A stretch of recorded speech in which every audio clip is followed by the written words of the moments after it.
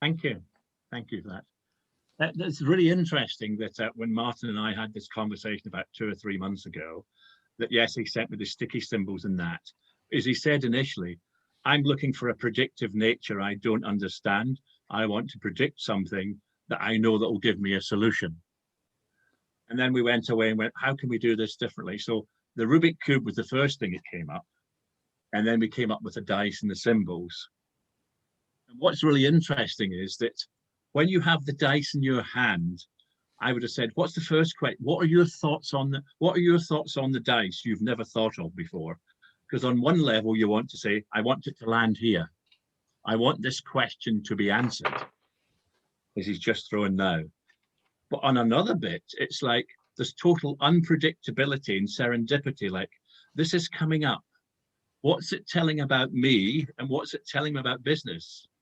And I'm sure Suzanne will understand this. I'm now going to tell you a different story that never came up before, because these symbols are now bringing something up in me from an individual and a collective that's never happened before. And what would that do to yourself and your business?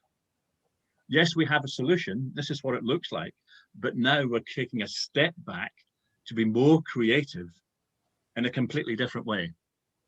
We're creating a situation that we've actually created what we haven't understood.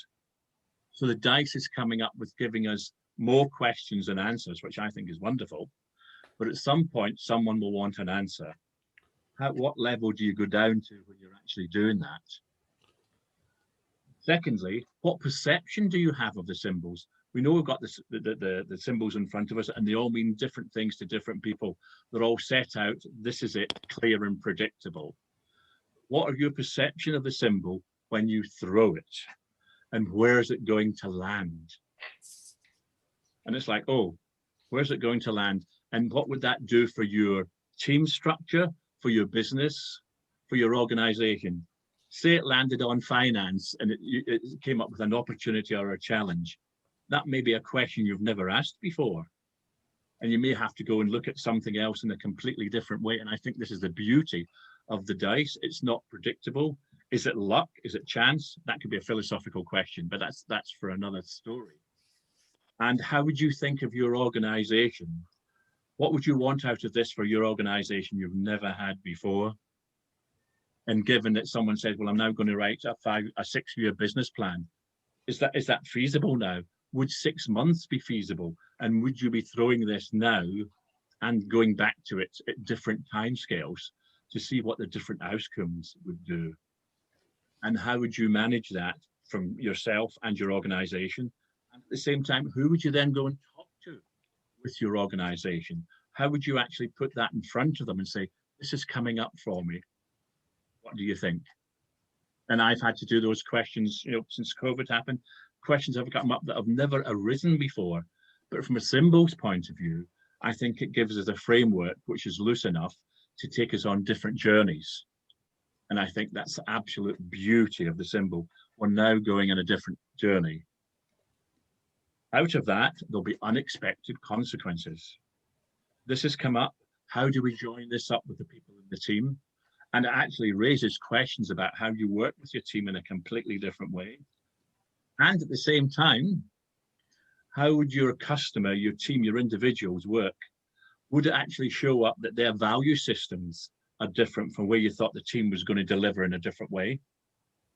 I always thought the team did this. Oh, this has come up, and questions have come up from the individual and the team that I've actually never thought of before. Why have you asked me that question? Well, I never thought of it before. And it's a really good introduction to getting people to say, this is a good and safe place to do this. There are no right or wrong answers here. It's just another focus. It's another focal. We're looking at through another lens here. And actually, that's a really good way to look at things. How did the dice and symbols affect what you were going to do? So I'm going in, I've got this little black bag, and it's full of surprises. That's just wonderful, because you can put your hand at it's a bit like a roulette wheel in a way. You're doing this, you're spinning the dice. We're doing the 2 with the symbols, and then the other one that's coming up is this little one here with just 2 symbols on it. That's a real opportunity and a challenge for us. And given the context of where you're putting it, then people will come up with different things. So for me, it's also about what are you going to do in your organization differently that you haven't done before? And what areas of the organization is going to show up when you throw the dice that you haven't thought they were going to be actually capable of because you've never asked that question. And fundamentally, would that actually change your current team structure? Would you move people around in the teams and an organization to allow you to deliver in a different way? It's like disruptive thinking and disruptive teams. Would you choose people in your teams because they can deliver that, but you've never asked them would they deliver it in another area? And I think that the agility and the adaptability of yourself and your team is fundamental to actually how we deliver this. So for me, the dice is all about having fun and unexpected, but at the same time, it's actually about where are we going to take this to a place we've never been before. Thank you. I want to roll them. Go on.